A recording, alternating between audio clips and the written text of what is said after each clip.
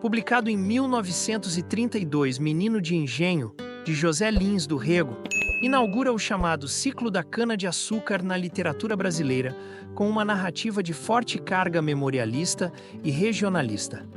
O livro apresenta as lembranças da infância de Carlinhos, um menino que revive suas memórias de forma sensível e dolorosa. A história começa com um episódio trágico. Aos 4 anos, o menino presencia o assassinato da mãe Dona Clarice, morta pelo próprio pai, tomado por um ciúme doentio.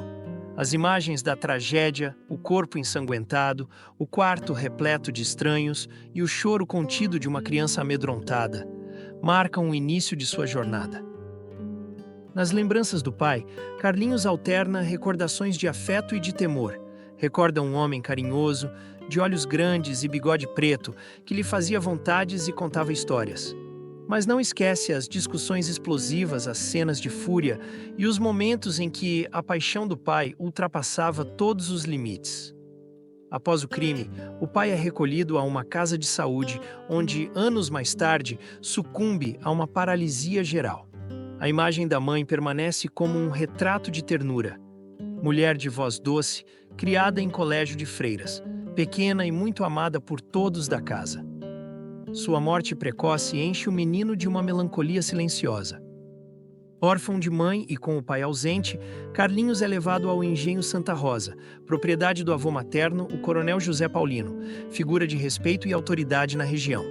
A viagem de trem até o engenho é uma experiência nova cheia de sons, cores e cheiros que encantam e assustam o menino. Na chegada, é recebido com festa. A tia Maria, irmã da mãe, o acolhe com carinho maternal, enquanto as negras da cozinha e os trabalhadores se mostram curiosos diante do filho de Dona Clarice.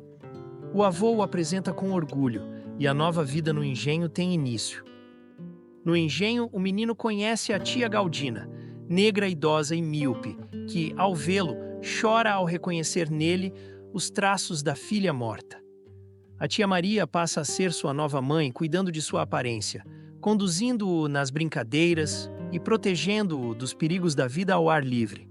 As primeiras experiências logo surgem: o leite tirado diretamente da vaca, o banho de rio no Poço das Pedras e os almoços na grande mesa da Casa Grande, onde empregados e familiares se misturam com naturalidade sob o olhar severo mas justo do coronel José Paulino. O cotidiano do engenho se revela um universo mágico aos olhos de Carlinhos. Ele se encanta com a moagem da cana, observa o mestre Cândido e o purgador na lida do açúcar e explora, com os primos recém-chegados, os recantos proibidos da fazenda. Juntos eles enfrentam as águas do rio ao meio-dia, caçam arribaçãs nas várzeas e inventam traquinagens que desafiam os limites impostos pelos adultos. A liberdade, o cheiro da terra molhada, a amizade com os moleques da senzala e a descoberta de pequenos perigos dão à sua infância uma intensidade quase selvagem. Entretanto, a alegria infantil é interrompida pela morte da prima Lili, menina de saúde frágil, cabelos loiros e olhos azuis, cuja convivência com Carlinhos foi marcada pela delicadeza e pelo afeto silencioso.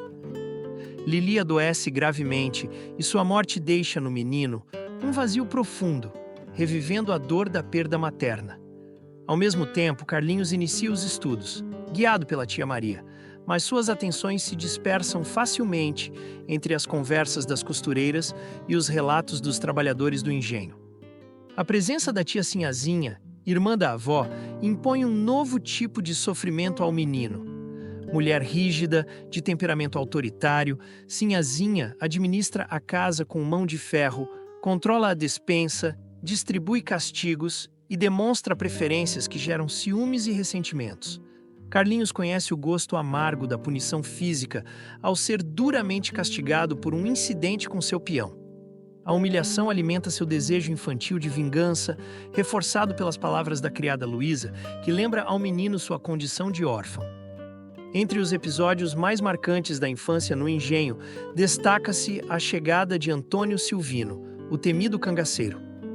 A notícia de sua aproximação espalha pânico entre os moradores, mas ao chegar, o bando é contido na porta da casa, enquanto Antônio é recebido com honras pelo coronel José Paulino. Durante o jantar sentado à cabeceira da mesa, o cangaceiro conta suas histórias de fuga e bravura, surpreendendo os meninos, que esperavam um bandido sanguinário, e encontram um homem polido e quase simpático.